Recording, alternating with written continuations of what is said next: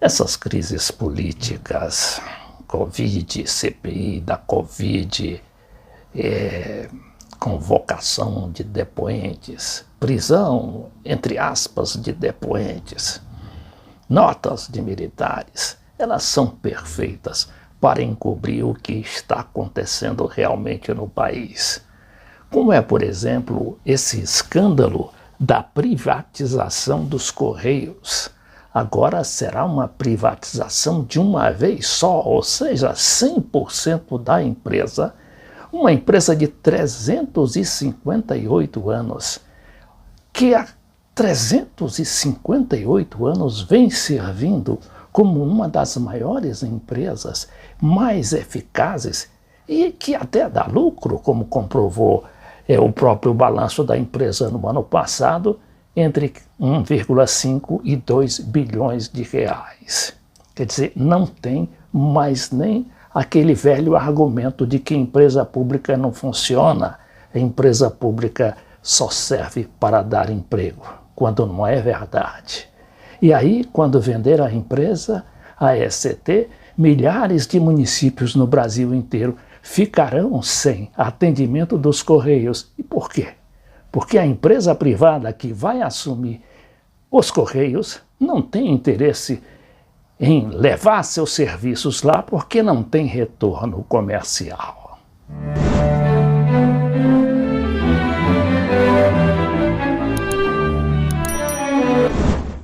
Eu peguei esse material do site de Samuel Macedo dizendo que privatização dos Correios entra em pauta na Câmara Federal.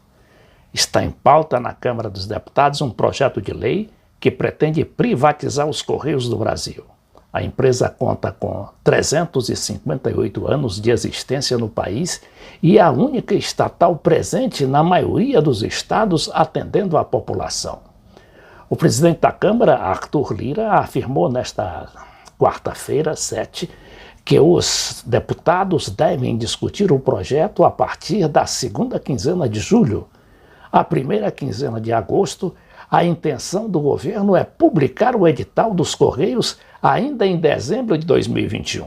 Quer dizer, tudo feito, não é, na base da velocidade ali da luz, para que tudo se transforme em fato consumado e não haja nenhum tipo de reação da sociedade. O Procurador-Geral da República ainda tentou impugnar o processo de privatização lá no Supremo Tribunal Federal, mas até agora não houve resposta. O projeto de lei vem após, no ano de 2020, o governo propagandear um relatório do Conselho de Administração no qual a estatal obteve um lucro de mais de 1,5 bilhão de reais, o melhor resultado nos últimos 10 anos. Os Correios do Brasil é uma das empresas mais lucrativas no país. Ano passado, o lucro foi quase de 2 bilhões, que poderia ser usado para investir no desenvolvimento do Brasil. Agora vai parar nas mãos das empresas estrangeiras, explica a deputada Perpétua Almeida, do PCdoB. Ainda segundo a parlamentar, que representa a oposição ao governo federal, o projeto de lei é uma medida inconstitucional, já que na própria Constituição brasileira é dever do país manter o seu Correio Nacional. O PT também chegou a acionar o STF contra a privatização dos Correios pelo governo Bolsonaro. Em petição enviada ao Supremo, o partido disse entender ser inconstitucional a privatização dos serviços postais. E Correio Aéreo Nacional, concordando com a posição apresentada pelo Procurador-Geral da República, Augusto Aras, manifestada na terça-feira. O PT diz concordar com o ponto apresentado por Aras e diz que defende a inconstitucionalidade da aplicação das regras gerais de desestatização aos Correios, manifestando em defesa da interrupção do processo de privatização.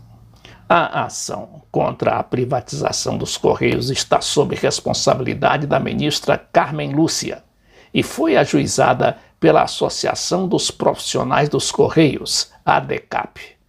Ainda não há data definida para julgamento da ação.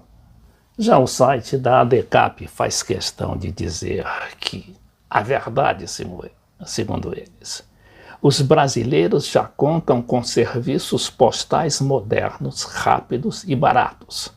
Com a privatização, o que deve acontecer é ter preços maiores.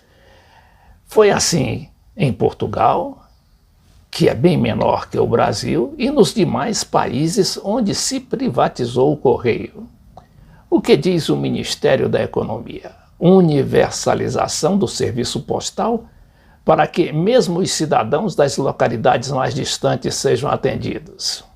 A verdade, segundo a ADECAP, os Correios já estão presentes em quase todos os municípios brasileiros, incluindo os menores deles.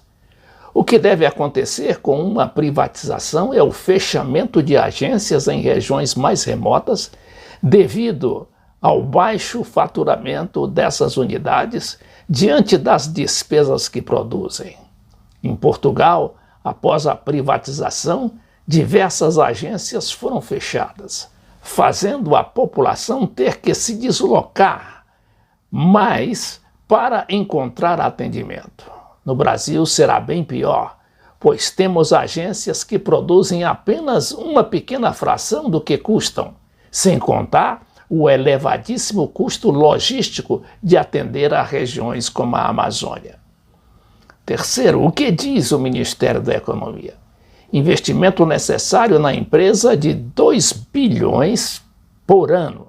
Atualmente a estatal só investe 300 milhões. Resultado, demora nas entregas e perda de participação no mercado, diz o Ministério. A verdade, segundo a ADECAP, ao longo dos seus 358 anos de história, os Correios fizeram os investimentos necessários para ter uma infraestrutura nacional em pleno funcionamento.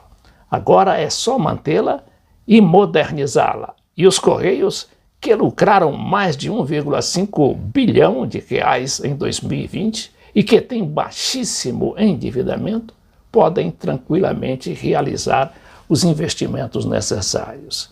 Ou seja, não tem mais razões para o Ministério da Economia privatizar os Correios, a não ser atender, essa determinação da privataria internacional e passar o rodo por completo nas nossas estatais.